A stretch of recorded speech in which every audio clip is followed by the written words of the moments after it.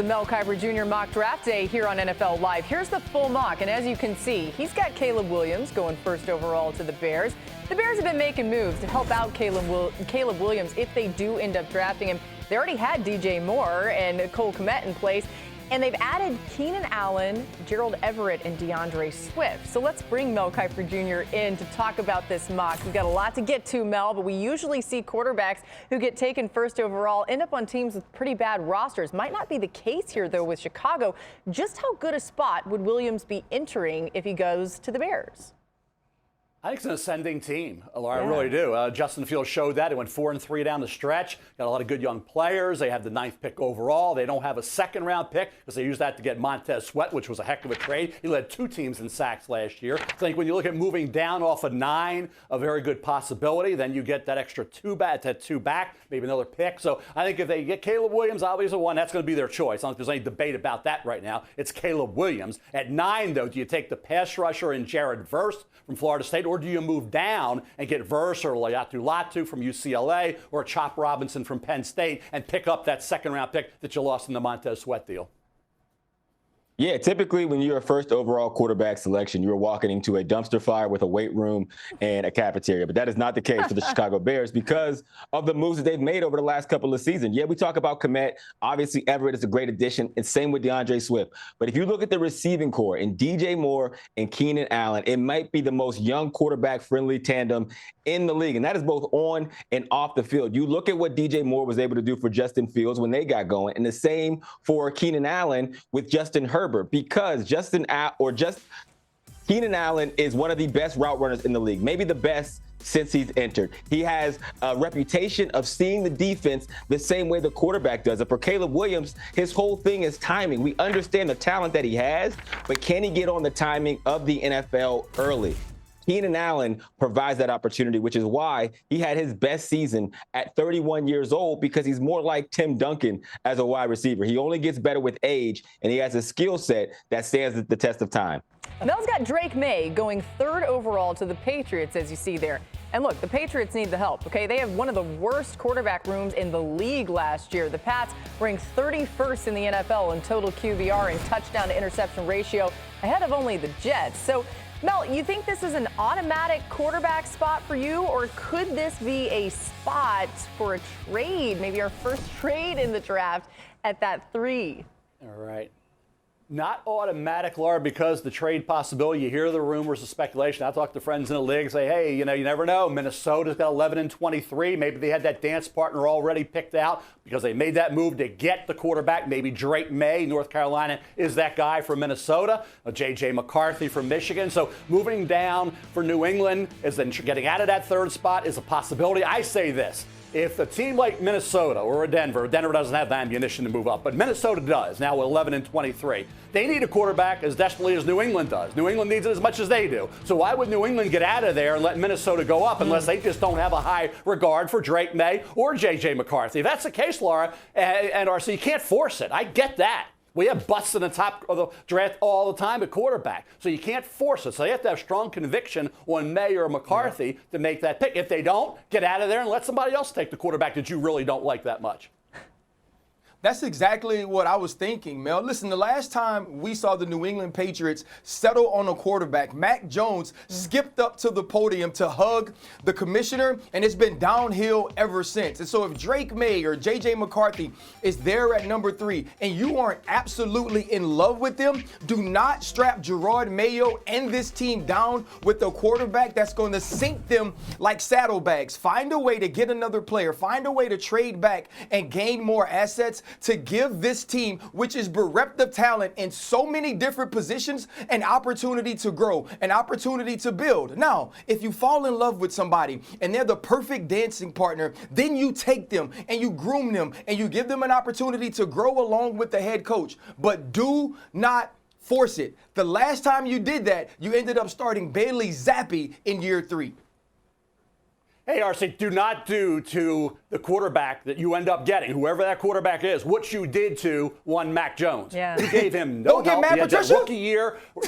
where Joe Judge, I mean, come on, give him something on the field, coaching-wise stability, give him something around infrastructure around him. Mac Jones had no shot after showing promise as a rookie, and we knew he couldn't carry a team. He didn't have that physical capability, right? So they hung him out to dry. Don't do that to whatever quarterback you decide to bring into the fold this year. One of the biggest surprises in Mel's latest mock is Bo Nix going 12th overall to the Broncos. Now, the Broncos have not been able to develop a quarterback. The last QB to be drafted by Denver and win a playoff game was Tim Tebow back in the 2011 wildcard game against the Steelers. Tebow threw an 80-yard game-winning touchdown pass to Demaryius Thomas in overtime.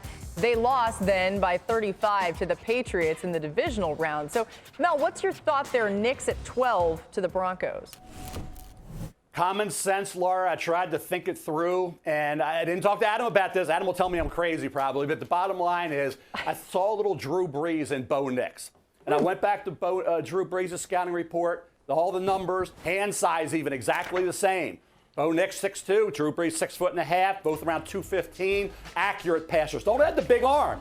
Drew Brees didn't have a big arm. That's why it's the first pick in the second round, right? Bo Nix doesn't have the big arm. Cerebral, okay? Can beat you with their legs, can beat a defense with their legs. Bo Nix can. Drew Brees had legs coming at it. He had over 600-yard rushing that last year at Purdue.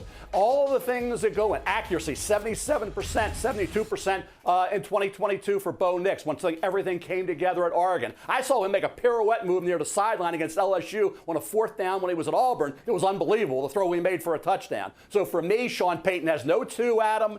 Okay, he's in a division with Mahomes and Herbert. He's in a conference with Josh and Lamar. He's got to get the quarterback. I think Bo Nix, he will see a lot of Drew Brees in Bo Nix. Mel, here's my first question. Have I ever called you crazy before? Always the first time, Adam. No, I've never called you crazy, Mel. Sometimes you're off, but you're not crazy. You're very logical thinking, and everybody's expecting that the Broncos could potentially go quarterback. Initially, when we were in Indianapolis at the Combine, everybody was talking about how Sean Payton loved J.J. McCarthy. Here you've got Bo Nix slated there. And I think the bottom line is Sean Payton has an eye for quarterback talent. And the year that Patrick Mahomes was coming out, he was ready to take him until the Chiefs jumped him and took him right before he could take him, which would have changed the course of football history. I think everybody thinks the Broncos are in the quarterback market. Nobody would be surprised if it was Bo Nix. Nobody would be surprised if it's J.J. McCarthy. Nobody would be surprised if it's Michael Penix. There are some quarterbacks out there right now that make sense. It's up to Sean Payton and staff to narrow down the choice and see who's available at their slot. No, Mel, you're not crazy about Bo Nix. You're not crazy about a quarterback here. We'll see what Denver ultimately decides to do. Mel's got 3 wide receivers going in the top 6 picks. Marvin Harrison Jr. at 4 to the Cardinals. Malik Nabers right after that at 5 to the Chargers. And then Rome Odunze 6 to the Giants. It'd be the first time in draft history that 3 wide receivers were taken in the top 6 picks like that as we bring Mel back in. Mel, you've been consistent with Harrison Jr. at the top of your wideout class. Just how close is Malik Nabers to being the top wideout, though?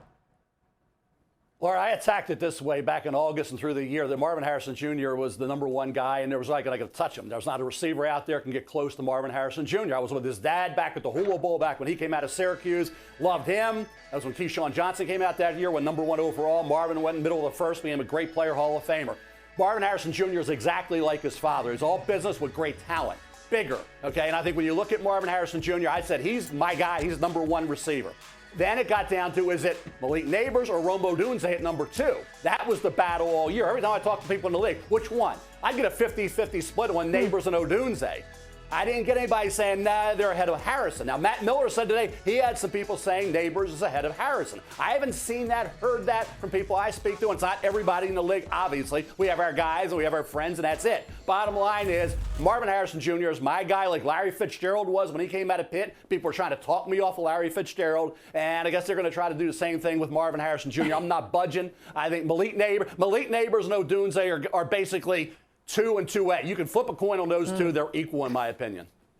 Come on, RC. I actually talked to Rome Odunze this weekend, and he said he felt like all of those guys were number ones and could be stars. And I get why Marvin Harrison Jr. is the top receiver for Mel. He came into this season as the top guy. He had a great season. There's a lot of talent within this young man, and we've also seen him produce. But when you look at Malik Nabers and what he was able to do, attacking the field on all three levels, he's a catch and run guy. He's a guy who can get up the seam. He can also beat you deep, as we saw him paired with Jaden Daniels last year. I believe it is a lot closer than most people make it. And also when you think of Rome Odunze with 1,600 yards playing for the University of Washington, all these guys are stars to me. And when you think about the top two, we're going to go back to what we felt about Marvin Harrison before this year. He is a lot like his father. The one thing you can't pass down is success and production. And we've seen that from Junior, but I do believe that Malik Nabers is going to be a guy that plays extremely well in this league, especially very early. I think they're both incredible prospects. I do think they're the top two, and I do think there's a little bit of a gap between even Nabers and Odunze when I watch him on film. I love Nabers because he plays in the slot so well. He's explosive and all the things that RC talked about. I think he has the same ceiling as Marvin Harrison Jr.